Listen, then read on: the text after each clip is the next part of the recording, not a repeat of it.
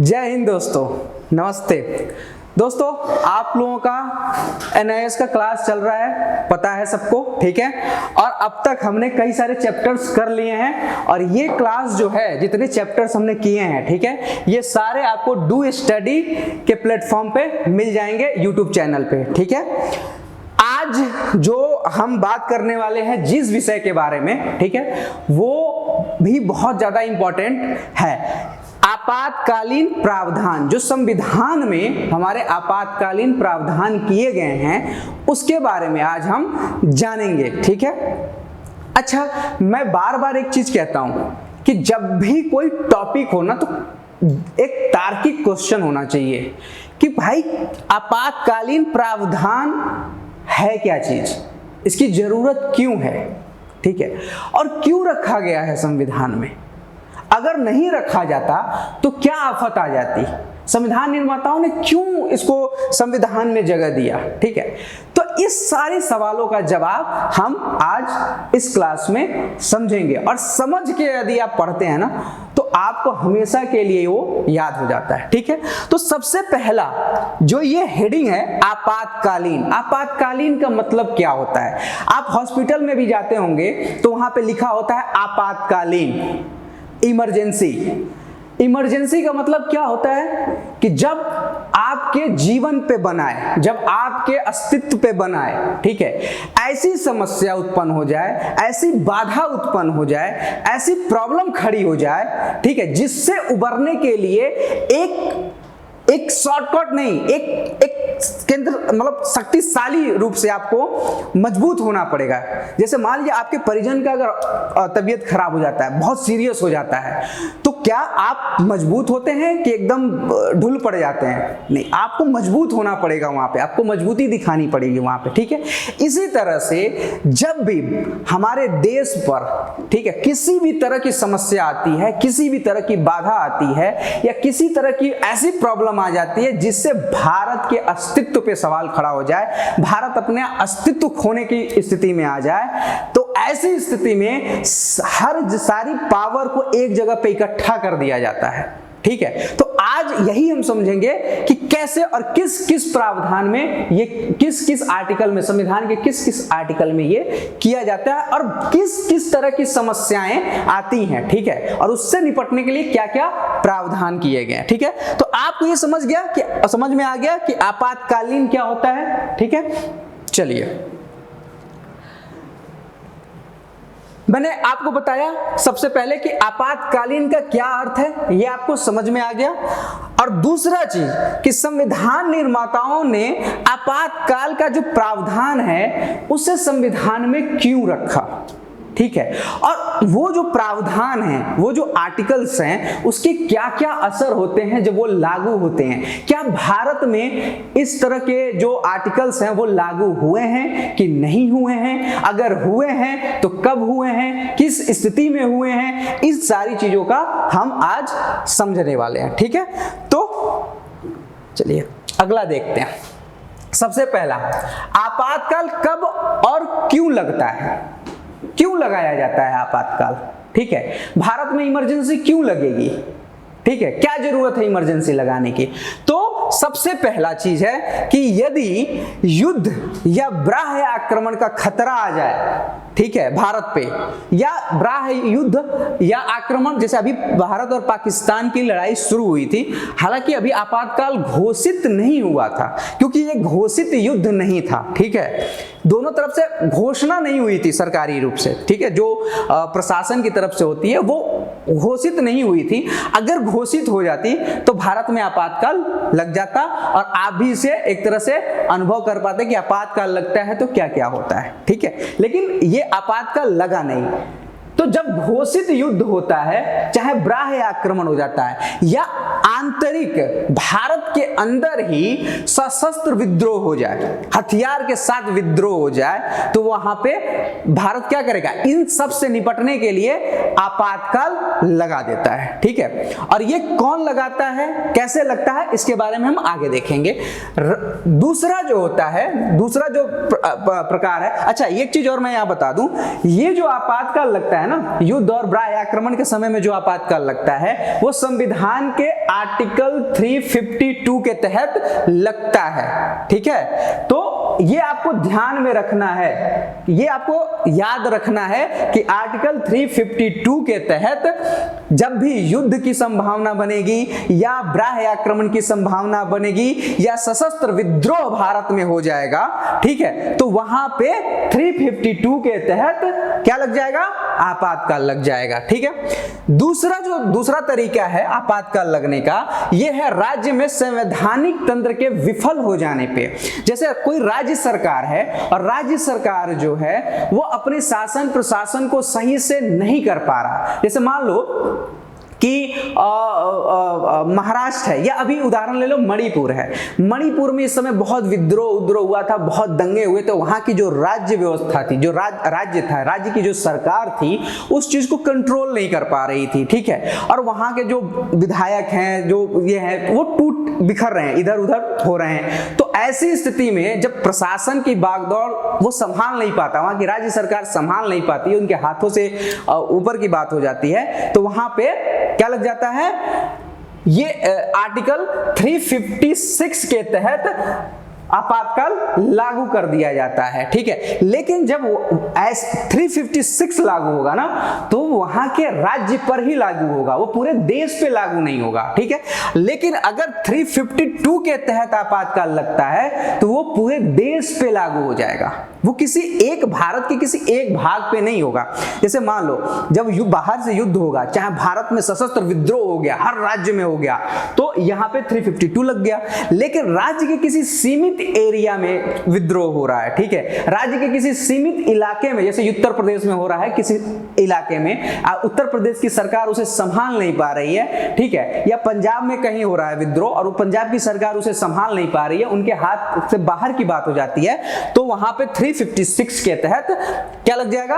आपातकाल लग जाएगा उस राज्य में, उस पर्टिकुलर राज्य में। ठीक है, तो ये एक दूसरी तरह का हो गया। ठीक है, आपातकाल। और ये जो तीसरा है, जो वित्तीय संकट के समय में 360 के तहत लगता है, 360 के तहत लगता है आपातकाल, ये तब लगता है जब वित्तीय तंत्र फेल हो जाता है भारत का। ठीक है, तब इसका उपयोग किया जाता है। ठीक है, तो ये आपको समझ में आ गया कि 3 तरह से हमारे यहां आपातकालीन प्रावधान की व्यवस्था की गई है। ठीक है, चलिए अब इसका एक एक करके थोड़ा सा हम समझ लेते हैं। सबसे पहले जब युद्ध तथा बाह्य आक्रमण अथवा सशस्त्र विद्रोह होता है ना 352 के तहत, तो उस समय क्या होता है, और अभी हम ये भी समझेंगे कि पहले जब संविधान बना था उस समय उसमें हमारे आर्टिकल्स में जो ये 352 के तहत दिए गए थे उसमें क्या था, और फिर जो 44वें संशोधन के बाद इसमें क्या परिवर्तन किया गया। ठीक है, तो सबसे पहले आप देखते हैं कि जब 44वां संविधान संशोधन हुआ ना, तो वहां पे क्या था कि इससे पूर्व सशस्त्र विद्रोह का उपयोग होता था। ठीक है, लेकिन अब क्या कर दिया गया है, अब आंतरिक शांति वाक्यांश का प्रयोग होता है। अगर आंतरिक शांति भी, अगर अशांति भी आ जाती है तो वहां पे आपातकाल लग सकता है। ठीक है, उसके बाद में एक और प्रावधान किया गया, इसमें कहा गया कि देखो भाई, इमरजेंसी लगा इंदिरा गांधी के समय में। ठीक है, इंदिरा गांधी के समय में जब लगा था तो उसमें यह व्यवस्था नहीं थी कि उसमें किसकी सहमति चाहिए। प्रधानमंत्री को लगा, उसने राष्ट्रपति को बोला और राष्ट्रपति लगा दिया। ठीक है, अच्छा एक चीज और मैं यहाँ पे बता दूं कि अब तक जो ये जो 352 के तहत जो आपातकाल लगा है भारत में, वो अब तक 3 बार लग चुका है। कब कब लग चुका है याद रखना, 1971 में लगा है जब भारत और चीन का युद्ध हुआ था। ठीक है, 1965 में लगा है। ठीक है, और 1962, 1965 और 1971 में लगा है। ठीक है, ये 3 बार ही अब तक भारत में लगा है आपातकाल। कब कब? 1962, 1965 और 1971। ठीक है, नहीं 1975 के आसपास जब इंदिरा गांधी ने आपातकाल लगाया था। ठीक है, तो उस समय लगा है। तो ये 3 बार हमारे यहाँ लग चुका है। आपको ये समझ में आ गया? अगला जब ये इंदिरा गांधी ने लगाया था आपातकाल, तो उसमें सिर्फ प्रधानमंत्री राष्ट्रपति को बोल दिया और राष्ट्रपति लगा दिया, उसमें मंत्रिमंडल से कुछ भी पूछा उछा नहीं गया।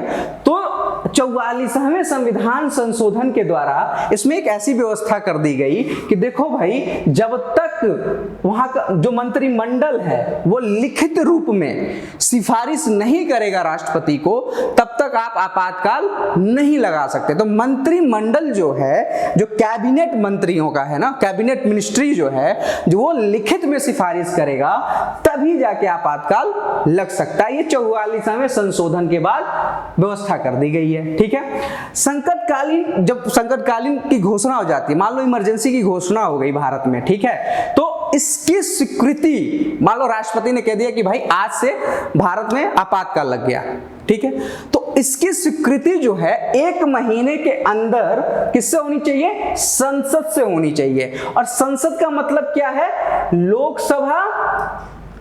संसद का मतलब क्या हो जाएगा? लोकसभा और राज्यसभा से। ठीक है, ये दोनों से क्या होना चाहिए? स्वीकृति मिलनी चाहिए। समझ में आ गया? 1 महीने के अंदर।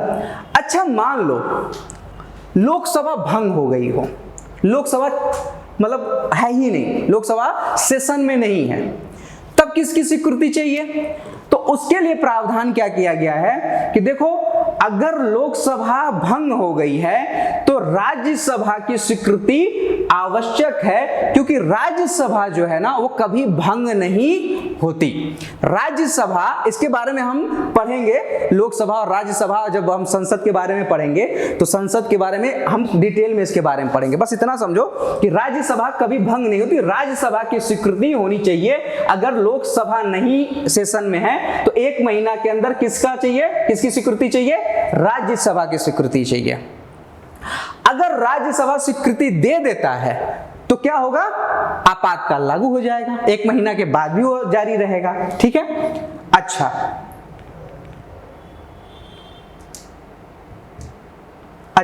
अगला देखते हैं। अच्छा, अब क्या होगा कि मान लो अब लोकसभा फिर से बन गई है, लोकसभा का चुनाव हो गया है, लोकसभा में सारे सांसद लोग आ गए हैं। ठीक है, अब लोकसभा का जब प्रथम अधिवेशन होगा, और प्रथम अधिवेशन से 30 दिन के अंदर क्या होना चाहिए कि इसकी स्वीकृति लोकसभा से भी हो जानी चाहिए।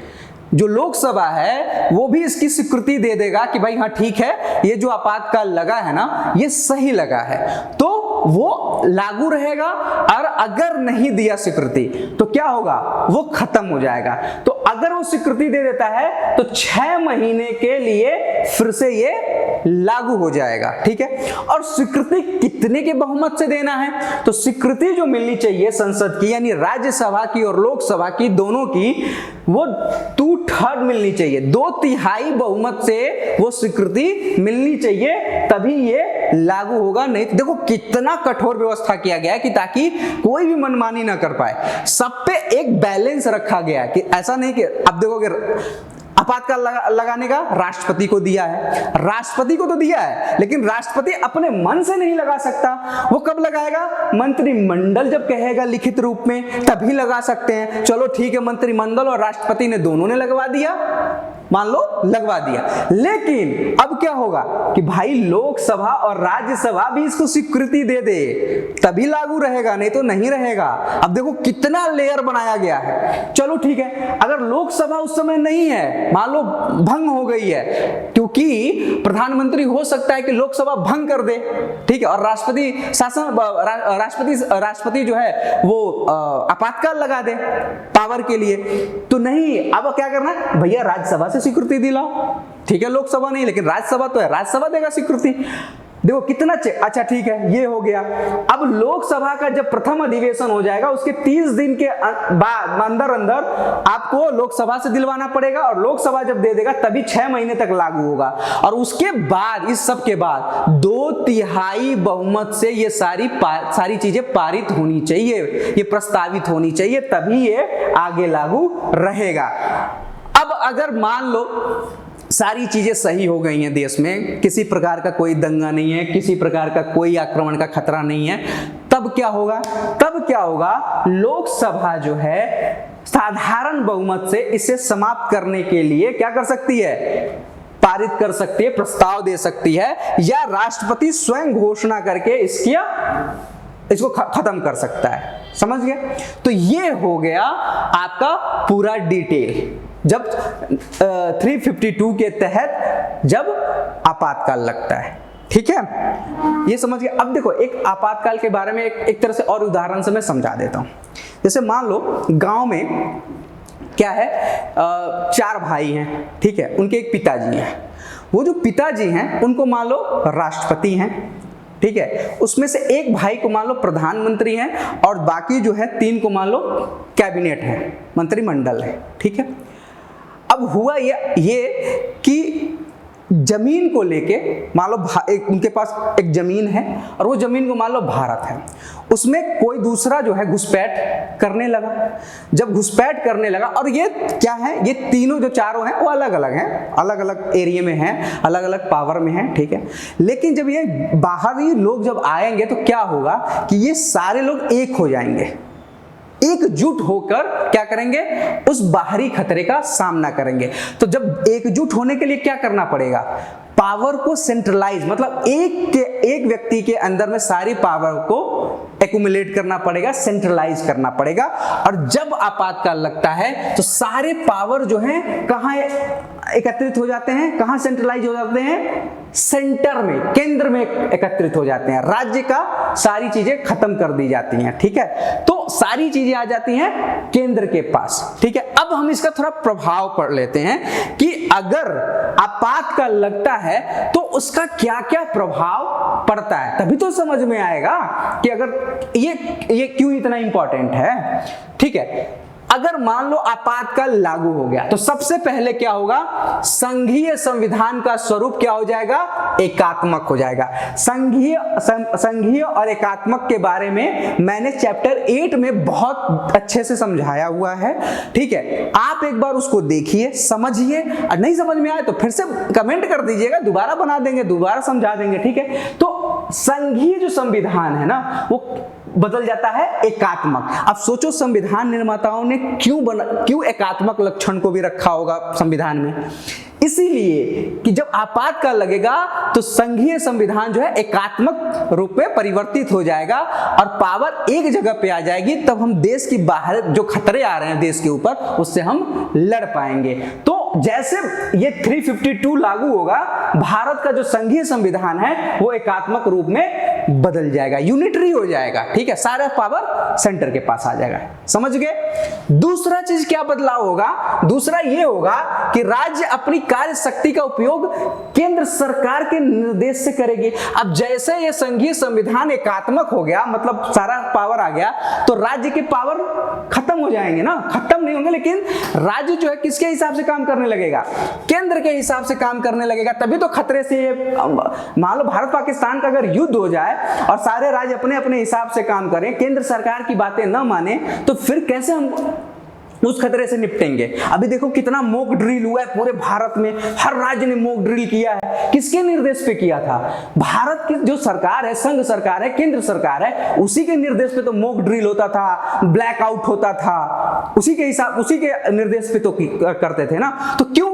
इसीलिए जैसे अब स्थिति बनी हुई थी कि 350 कभी भी लागू हो सकता है। अगर हो जाता तो भी आप समझ गए होंगे, अगर होता तो आप देख ही लेते कि किस तरह से होता है, लेकिन नहीं हुआ तो आप समझिए कि क्या हो सकता था। ठीक है, तो राज्य जो है सारा चीज अपने केंद्र के हिसाब से करेगा। इसी प्रकार राज्य की जो विधानमंडल है उसकी कार्यकाल को बढ़ा सकते हैं। ठीक है, उसका कार्यकाल बढ़ जाएगा क्योंकि चुनाव नहीं हो पाएगा। मान लो अगर किसी राज्य में चुनाव होने हैं लेकिन आपातकाल लगा हुआ है तो चुनाव नहीं होगा तो क्या करेगा, उसके कार्यकाल को बढ़ा दिया जाएगा, राज्य के कार्यकाल को। ठीक है, उसके बाद क्या होगा कि लोकसभा का जो कार्यकाल है ना, एक बार में 1 वर्ष के लिए बढ़ाया जा सकता है, क्योंकि वही बात है, चुनाव नहीं हो पाएगा तो 1 साल के लिए लोकसभा का भी कार्यकाल बढ़ा दिया जाएगा। ठीक है, उसके बाद अगर आपातकाल लागू होता है तो उसके 6 महीने के अंदर आपको चुनाव करना पड़ेगा फिर से सरकार बनाने के लिए, लोकसभा के गठन के लिए, ठीक है। और राष्ट्रपति को केंद्र और राज्य के बीच में राजस्व को बंटवारे को लेकर नियम में फेरबदल करने का भी पावर मिल जाता है। जैसे राजस्व में क्या, किसको क्या मिलेगा, क्या नहीं मिलेगा। राजस्व का मतलब होता है धन, पैसा, किसको कितना पैसा मिलेगा, किसको नहीं मिलेगा, किसको क्या करना चाहिए, ये सारा डिसीजन राष्ट्रपति ले सकता है। राष्ट्रपति का मतलब है प्रधानमंत्री और कैबिनेट। राष्ट्रपति के बारे में जब हम पढ़ेंगे तो बताएंगे राष्ट्रपति मतलब सही में राष्ट्रपति के पास ताकत है कि नहीं है, ठीक है, वो राष्ट्रपति वाले सेक्शन में पढ़ेंगे, ठीक है। अगला हम देख लेते हैं कि नागरिकों के जो मूल अधिकार है ना वो सस्पेंड हो जाते हैं, लेकिन आर्टिकल 21 को आप सस्पेंड नहीं कर सकते। जीवन का जो अधिकार है ना, राइट टू लाइफ है, उसे सस्पेंड नहीं कर सकते। लेकिन 44वें संविधान संशोधन के पहले इसको भी सस्पेंड कर दिया गया था। क्यों? क्योंकि जब इमरजेंसी इंदिरा गांधी ने लगाया था तो आपको पता होगा कि कितने लाख लोगों को इन्होंने जेल में भर दिया था, ठीक है। उसके बाद जो सरकार बनी थी उसने क्या किया, 44वां संशोधन किया और बोला कि भाई कितनी भी बड़ी इमरजेंसी हो लेकिन आप अनुच्छेद 21 के जीवन की स्वतंत्रता, जीवन और शारीरिक स्वतंत्रता को नुकसान नहीं पहुंचा सकते। ये बहुत ही इंपॉर्टेंट है और सुप्रीम कोर्ट ने भी इसे वैलिड किया है, इसे माना है, इसे वैध बताया, ठीक है। तो ये समझ में आ गया कि जब आर्टिकल 352 के तहत इमरजेंसी लगता है तो क्या क्या प्रभाव पड़ते हैं और क्या क्या परिवर्तन होने लगता है, ठीक है। चलिए अब अगला हम देखते हैं।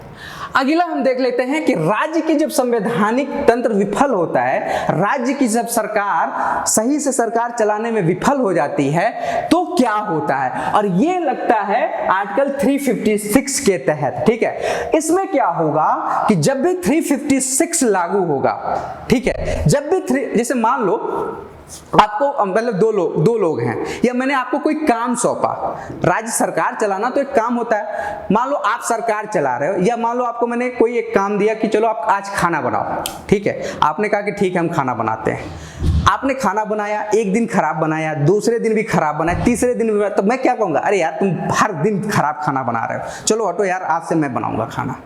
समझ? ऐसे ही जब राज्य सरकार को बार बार केंद्र सरकार निर्देश दे रही है कि भाई व्यवस्था सही कर लो, आपके कंट्रोल से बाहर जा रही है, चीजें सही करो, लेकिन जब आप बार बार उसको सही करने में असमर्थ हो जाता है सरकार कि राज्य सरकार, तो केंद्र कहता है देख, राज्यपाल कहेगा भाई तेरे बस की बात नहीं, मैं राष्ट्रपति को बोल रहा हूं, राष्ट्रपति जो है क्या करेगा, यहाँ पे राष्ट्रपति शासन लगाएगा, तुम्हारे बस के बाहर की बात है।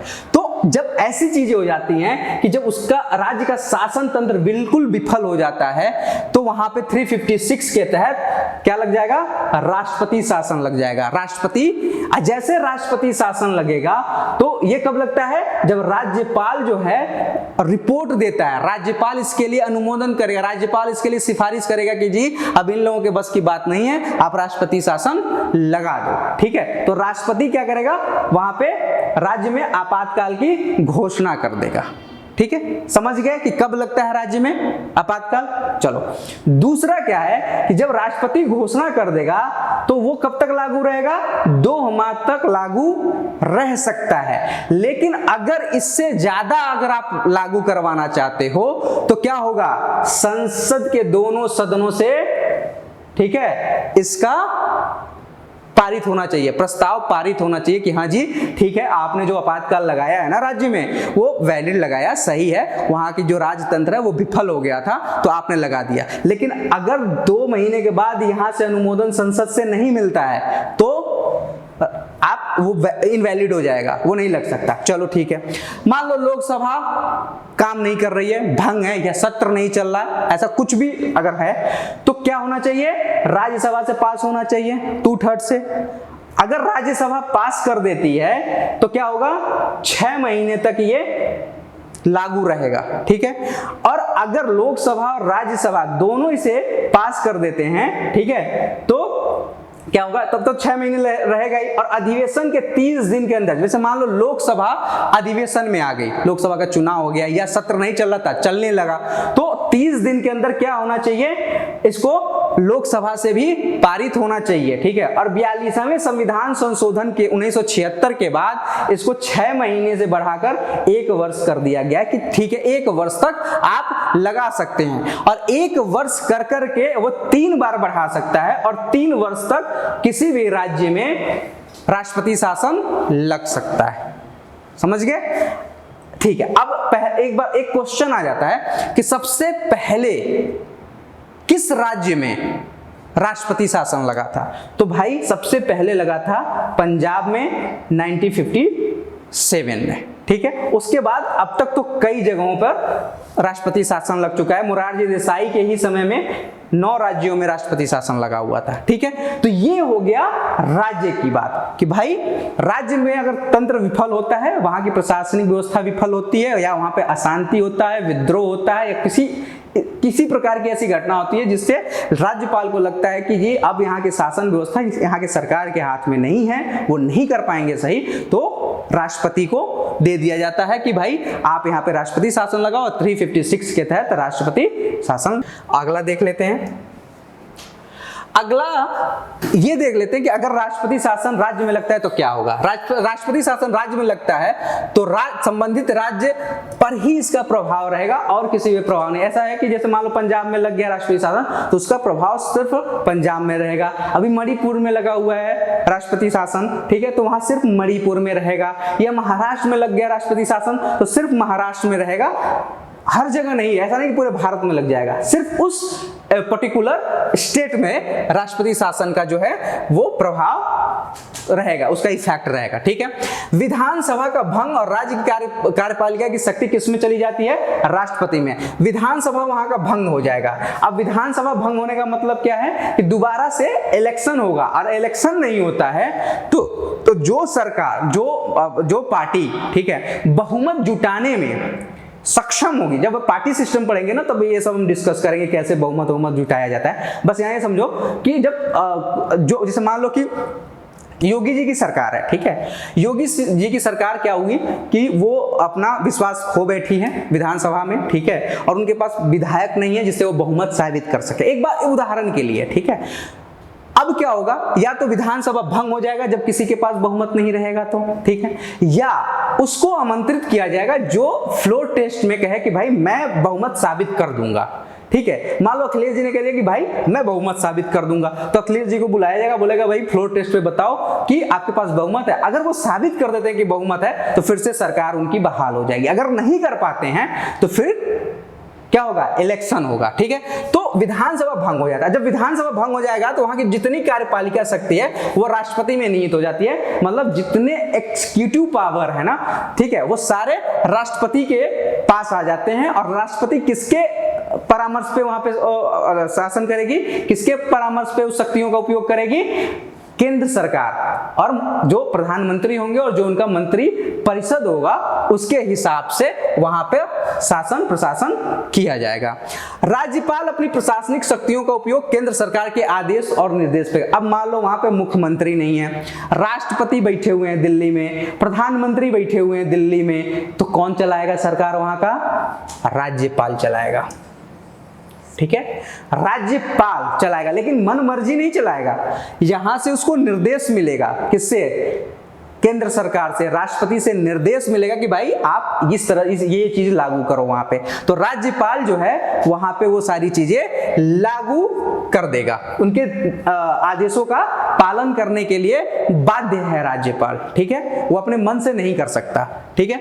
अगला, संबंधित राज्य पर संसद कानून निर्मित कर सकती। अब जैसे मान लो वहां पे आपातकाल है, विधानसभा चल नहीं रही है, कानून कौन बनाएगा? कानून तो विधायिका ही बनाती है, यानी विधानसभा बनाती है। विधानसभा है नहीं तो कानून कौन बनाएगा वहां के लिए?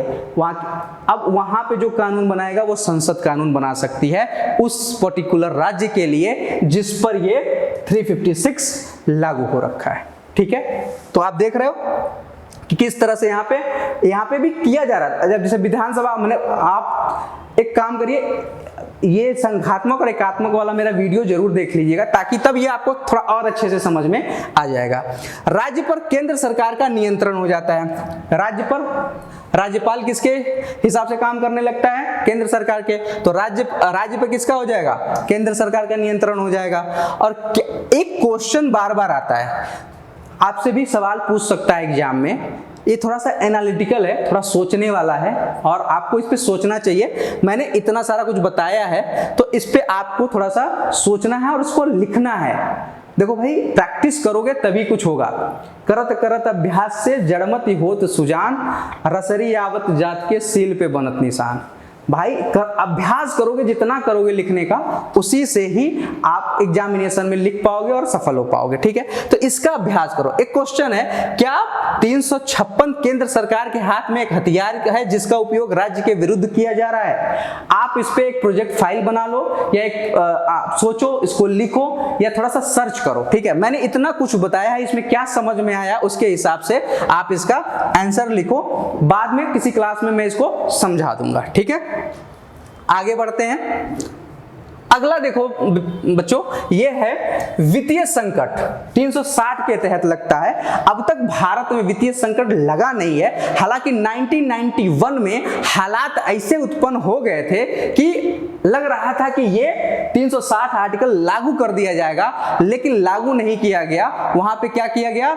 उदारीकरण, निजीकरण को, अपनी जो हमारा जो मार्केट था, उदारीकरण और निजीकरण को स्वीकृति दे दी गई, खोल दिया गया। वो क्या था, पहले हमारा जो इकोनॉमी था ना, वो सरकार के कंट्रोल में था। सरकार से बिना पूछे आप ना कंपनी खोल सकते थे, उदारीकरण था नहीं, निजीकरण था नहीं। ठीक है, तो 1991 में आर्थिक स्थिति इतना डमाडोल हो गई कि अब लगा कि नहीं जी, अब उदारीकरण को अपनाना पड़ेगा। उदारीकरण का मतलब क्या है? कैपिटलिज्म। सोशलिज्म से कैपिटलिज्म पे आओ। तो 1991 से हमारा कैपिटलिज्म शुरू होता है, उदारीकरण और निजीकरण की चीजें शुरू होती हैं। उसको शुरू होने का मतलब क्या है कि जो कठोर नियम कानून थे ना, उसमें ढिलाई दे दी गई सरकार की तरफ से।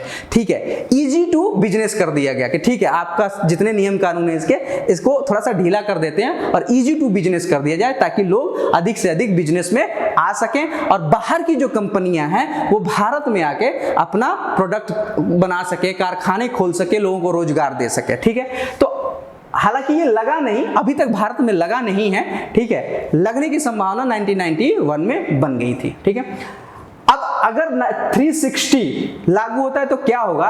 राष्ट्रपति को विश्वास से ये पता हो जाए, अगर विश्वास राष्ट्रपति को ये भरोसा हो गया कि जी भारत की जो है ना आर्थिक साख जो है वो खतरे में है, आर्थिक रूप से ये संकट में चल रहा है। विश्वास होने का मतलब ये है कि मंत्रिमंडल और प्रधानमंत्री जो है बोल दें कि भैया लगा दो, क्योंकि हो चुका है, क्योंकि यही सारा देख रहे हैं प्रशासन का। तो वो जैसे बोलेंगे राष्ट्रपति इसको लागू कर देगा, लेकिन जब तक वो नहीं बोलेंगे लागू नहीं करेगा। तो जैसे ऐसा खतरा लगता है कि आर्थिक रूप से हम डूबने वाले हैं, बेड़ा गर्क होने वाला है, तो ये 360 लागू हो जाएगा। जब लागू हो जाएगा तो 2 महीने के अंदर इसे दोनों सदनों से स्वीकृति होनी चाहिए। ये हर सब में आएगा कि दोनों सदनों से स्वीकृति मिलना जरूरी है, ये तो कॉमन है सब में। ठीक है, और स्थिति में सुधार होने के बाद क्या होगा? घोषणा को दोबारा समाप्त कर दिया जाएगा। तो इसमें बहुत कुछ खास नहीं है, क्योंकि ये कभी लागू भी नहीं हुआ है। ठीक है, तो आप इतना ही समझे। अगर क्वेश्चन आता है ना तो अधिकतर आपसे पूछा जाएगा किसके बारे में? 352 के बारे में पूछा जाएगा और 356 के बारे में पूछा जाएगा। हालांकि लघु उत्तरी में ये थोड़ा क्वेश्चन पूछ सकता है, तो 3 पॉइंट आप याद रखिएगा, थोड़ा थोड़ा इसमें लिख दीजिएगा, आपका आंसर कंप्लीट हो जाएगा। ठीक है, तो आज जो है हमने क्या समझा? अच्छा, वित्तीय संकट के प्रभाव से क्या क्या चीजें हो सकती हैं वहां पे। तो जब 360 लागू होगा ना बाबू, तो उसमें क्या होगा कि केंद्र और राज्य के जो कर्मचारी होंगे ना, उनके वेतन में कटौती कर दी। क्योंकि देखो आर्थिक संकट है, तो आर्थिक संकट जैसे मान लो तुम्हारे घर में क्या होता है, बहुत खर्चा होता है, खूब शॉपिंग वॉपिंग हो गया, खूब बैंड बाजा खूब उड़ाए चुड़ाए। अब क्या हो गया? आर्थिक संकट आ गया। तो आर्थिक संकट को कैसे कंट्रोल करोगे? अब खर्चे कम करोगे, भैया खर्च तो बहुत ज्यादा कर दिए, अब पैसे कहां हैं? पैसे तो है नहीं तुम्हारे पास, तो क्या करोगे? छोटे छोटे खर्चे पे कंट्रोल करना शुरू कर दोगे। ठीक है, या आर्थिक रूप से क्या करोगे? अपने आप को मजबूत बनाने की कोशिश करोगे। तो यहाँ पे क्या होगा? जो केंद्र सरकार है वो अपने खर्चे कम करेगी, कम करने, या राज्य सरकार अपने खर्चे कम कैसे करेगी? क्या करेगी? कर्मचारी की जो है वेतन में कटौती करना शुरू कर देगी, थोड़ा खर्चा कम हो जाएगा। ठीक है, दूसरा क्या होगा? राष्ट्रपति राज्य सरकार को उनकी आर्थिक नीतियों में क्या करेगा? अपने अनुसार उसको ढालना शुरू कर देगा। जितना राज्य की सरकारें हैं उनकी आर्थिक नीतियों को अपने अनुसार उसे परिवर्तित करना शुरू कर देगी और राज्य के आर्थिक नीतियों पर केंद्र का नियंत्रण, जितने राज्य होंगे उनकी जितनी आर्थिक नीतियां होंगी वो सब किसके देखरेख में आ जाएंगी? केंद्र सरकार के देखरेख में आ जाएंगी। ठीक है, तो ये 3 प्रभाव वहां पे होने शुरू हो जाएंगे। आप देखे होंगे जब कोविड आया था तो कोविड में क्या हुआ था, आज देखना केंद्र सरकार ने टीए डीए हुए सारा क्या कर दिया था, सस्पेंड कर दिया था। हालांकि वित्तीय संकट नहीं आया था लेकिन स्थिति ऐसी बनने लगी थी तो उसने क्या किया था, जो टीए डीए हुए जो मिलता था कर्मचारियों को उनको रोक दिया था, कुछ काल के लिए, कुछ समय के लिए बंद कर दिया था उसको। तो इसी तरह से कटौती होने लगती है, लेकिन जब ये लागू हो जाता है तो बड़े लेवल पे कटौती होनी शुरू हो जाती है। ठीक है, तो ये समझ में आ गया आप लोगों को। आई होप कि आपको ये पूरी तरह से जो आपातकालीन प्रावधान है वो अच्छे से समझ में आया होगा। दोस्तों एक छोटा सा कोटेशन है, प्रतिदिन का अभ्यास और निरंतर अभ्यास ही सफलता की कुंजी है और सफलता एक दिन में प्राप्त नहीं होती है। ठीक है, वो कैसे प्राप्त होती है? निरंतर अभ्यास करते रहो, निरंतर लगे रहो। ठीक है, कंटिन्यूटी, कंसिस्टेंसी बहुत ही जरूरी होती है और एक न एक दिन आपको सफलता मिल जाती है। और इसी के साथ मिलते हैं अगले वीडियो में, तब तक के लिए जय हिंद।